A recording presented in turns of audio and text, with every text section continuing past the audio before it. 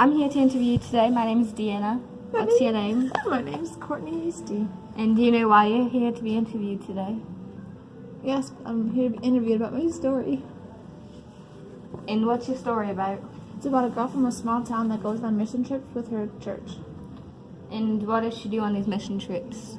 She gives basic supplies and staples to the less fortunate, like toothbrushes, toothpaste, food and water, basic things. And what inspired you to write your story? Well, I've always been interested in helping people who are less fortunate than me because I feel like I have a lot more than everybody else in the world, and I know I do, so I've always wanted to give back. And what made you choose to write your story in the format of a series of journal entries? Well, I feel that there's more emotion behind, like, if it's in journal form, I feel like you get to know the person better and what their thoughts and feelings on things are. And I feel like you get closer to the character and you can see what they're thinking, like what they're feeling. And has writing the story changed your views on what you wrote about? Yeah, kind of. I already felt the same before, but now I have a better insight, kind of, after like all the research I've done and the people I've talked to. Actually, I heard this proverb once where it read, "Tell me, I'll forget. Show me, and I may remember. Involve me, and I'll understand." So it's the closest I can get to, I think, in my life right now, is writing a story about it. Where'd you say that quote was from? It's a Chinese proverb. Interesting. Yeah. Where's your story set? Like, where's the setting? In Nigel. In South Africa. Is there a message in your story you want readers to grasp? Don't take things for granted. Help others around you who don't have as much as you have. Just help out in any way you can because it makes a difference to a lot of people. No matter how small it may seem, like even if it's just a dinner that makes a huge difference in that person's life, or just a toothbrush, or even a like soap that could put a huge smile on their face, and that's a good feeling. Are any experiences or events in your history based on your story? Or somebody that you know history based on your story? Well, one of my church has gone places, but I have never, no. And so my church, but that's it. Do you have a specific writing style other than journal entries? I just kind of sit down and like think of ideas and see where they take me. Just write as I go, kind of. Just make it flow. Like I just sit down and an idea will come to me, and then I write about it if it's good. And what was the hardest part about writing your story? I think the experiences were the hardest because you had to make the readers picture it. And you've never gone on that. And I've never gone there, so that was pretty hard. But yeah, as you bring up, you've never gone on the trips with your church. yeah. Where did you get your background for the characters and setting in your story? Your church?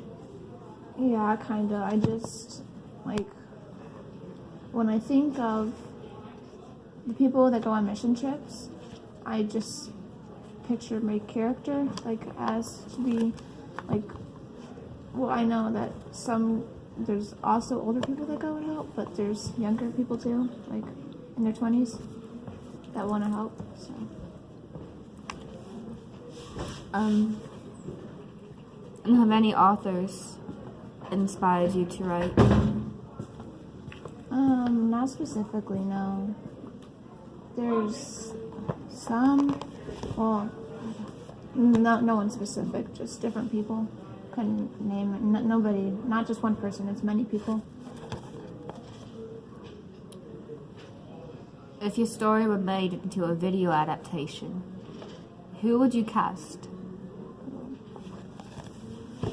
I feel like for my girl, Me.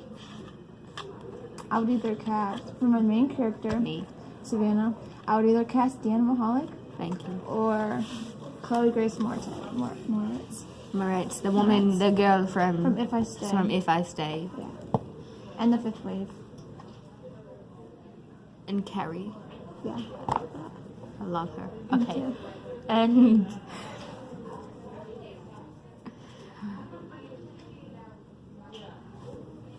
do the names. Sorry, I had like a little brain freeze every day. okay. Do the names in your story have any meaning to you? And did you choose the names because of you like how it sounds or because of the meaning? Well, I chose my main characters, well, actually all my characters' names, especially my main character, Savannah. When I think of people that help, that go on these trips, nothing, anybody can do it that wants to, but I just the first name that popped up to me was Savannah. And I just thought that was perfect. Thank you. I appreciate it. Are you more of a plotter or a planster? I think a planster, because I have kind of an outline before I start, so I have an idea of what I'm going to write. Once I get all my ideas down, I just kind of think of what I want to write about, and then I'll put it all in a format, and then I'll just add the details from there. What do you think the reviews on your story would say? And why? Well, it really just depends on who's reading it. I think a lot of, not gonna stereotype here, kind of am, I don't know. But I feel like most high school students, or a good chunk of high school students, wouldn't really care about my story because they would think that it's not that big of a deal, or they don't know how big of a deal it is, and not see the importance of it.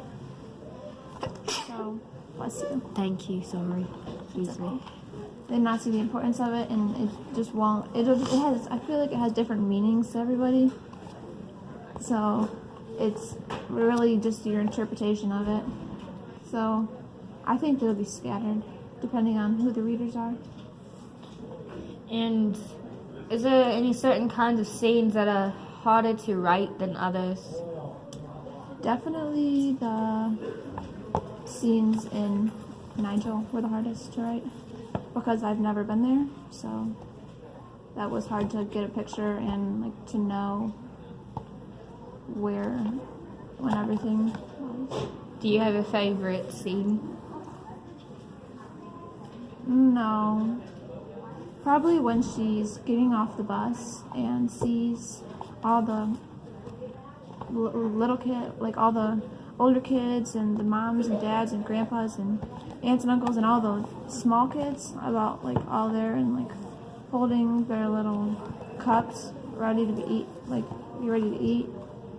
They made probably their first meal in a week. That was kind of sad. So, but I don't really have a favorite. It would probably be that though, if I had to choose, because it's the most meaningful. I think it's when she really sees it for the first time, that it's real and it actually is happening. So, Have you ever traveled to where your story is set? Whoever wrote this did not think of you. You already explained you've never gone there. If you got the chance, do you think you would go there? I think I would, yeah, to go on a mission trip. Even if it's not there, I would want to go on a mission trip somewhere to help. So, but I think I would go somewhere, but I don't know if I would go there. Really, whatever opportunity I get. that concludes our interview for the day. Thank you for coming. Thank you for having me. No problem.